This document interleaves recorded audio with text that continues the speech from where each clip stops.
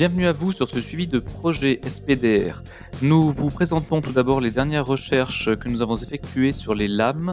En l'occurrence, pour la forge, Monsieur Seigne nous a signifié que les lames étaient en fer, ce qui nous arrange justement pour les jonctions, puisque dans l'Antiquité, pour ces types de lames qui étaient à des longueurs entre 2 mètres et 3,50 m, ils juxtaposaient des morceaux de fer qu'ils soudaient à la forge. Quant à la suite, nous nous tournons aujourd'hui vers la création des barreaux pour la lanterne, l'engrenage lanterne en tout cas, qui vont être effectués par le tourneur.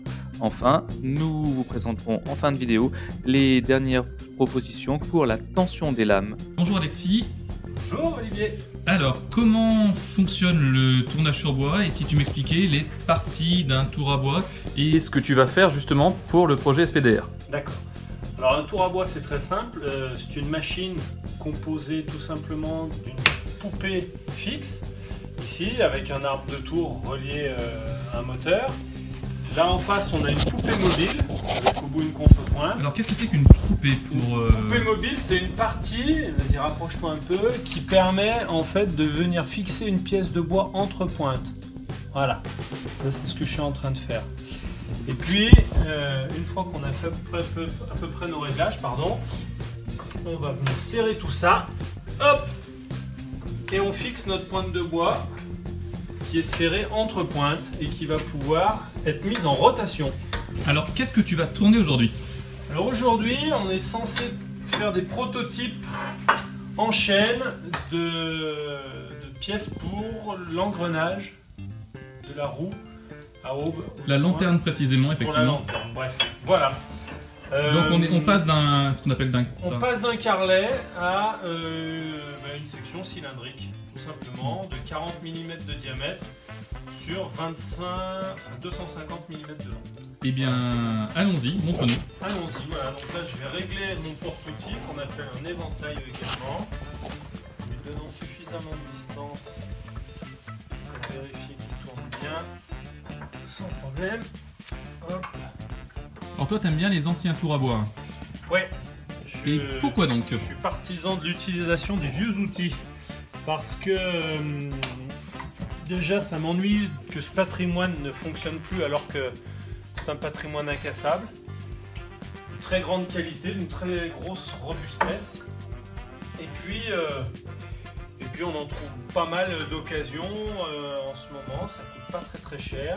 Après effectivement on se rapproche un petit peu de ce qui se faisait avant, c'est pour ça aussi que tu tournes sur ce projet là. Enfin tu tournes vraiment au sens de tourner le bois parce que justement tu as un petit peu de recul sur les anciennes techniques. Sur la méthode, oui, voilà. Allons-y. Alors attention, il fait un peu de bruit, un petit galet qui joue des tours. Alors qu'est-ce que c'est que cette chose là que tu viens de prendre? Une gouge. Okay. Tous les outils à forme ovale comme ça, là, incurvés, sont des gouges. À ne pas confondre avec des bédanes, des outils à section carrée ou rectangulaire. Et autrement, on a également des racloirs, des demi-rondes. Ou pour finir, des crochets pour dans les cet formes esprit-là particulières pour pouvoir évider depuis l'intérieur. C'est un crochet jurassien. Et puis la bien fameuse plane qu'on utilise ici, qui est un outil extrêmement précis mais pas toujours facile à manipuler.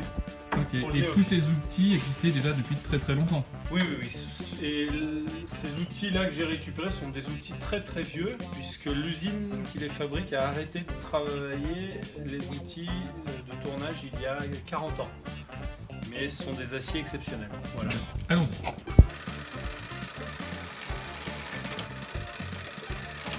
Là c'est intéressant parce qu'il y a un nœud qui était dans la section de bois et ce nœud est particulièrement dur et dense. Et il aurait même tendance à arrêter le tour. Qu'est-ce qu'il y a un nœud pour le bois? Le nœud c'est un démarrage, on le voit ici. C'était le démarrage d'une branche qui devait partir sur la section du tronc, puisque là les cernes en fait, le fût il poussait droit comme ça, et donc à la perpendiculaire devait démarrer une branche qui a formé un nœud, et ce nœud il a pour spécificité d'être extrêmement dur. On pense toujours qu'un nœud c'est cassant, c'est là où il va y avoir un problème, mais bien souvent c'est bien plus dur que le bois de fil.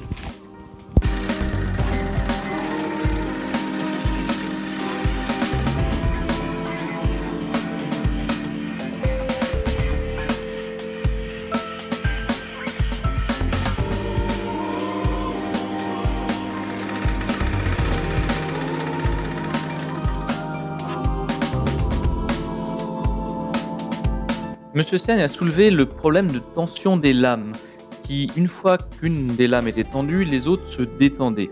Même en plaçant une goupille métallique entre la structure en bois et la lame métallique, visiblement, on obtenait une tension qui n'était pas homogène. Finalement, avec le menuisier et d'autres acteurs, nous avons émis l'hypothèse d'utiliser le principe de la scie à cadre, comme vous pouvez le voir dans la photo, qui est une très très vieille technique de scie. Et grâce à cela, nous allons pouvoir, nous l'espérons, par un câble, ou au moins en tout cas une corde en chanvre, tendre de manière homogène toutes les lames, tout en conservant le glissement nécessaire le long du bâti. Là, tu as ta traverse fixe qui est assemblée, elle. Là, tu as ta corde. Et après, là, on peut avoir une autre traverse, mais qui, elle Du jeu. elle prend le montant, lui, il a une entaille Ouais. de chaque côté. Je vois. Et c'est un enfourchement. Mais on laisse un peu de marge. pour Avec que- la marge en profondeur, comme ça, quand Ouais. tu serres, elle est comme que ça, là. et comme ça, on a le guidage Pour le gainage qu'on dur. retrouve ici qui permet effectivement de manœuvrer le bloc des lames. Et ce qui nous permet d'avoir une tension en bas, logiquement. Et comme ça, tu as tes deux guidages et, Ok, et là c'est très faisable et ça marche très bien. On est tu raccord. bascules pas. Ouais. Et on a une tension sur les lames.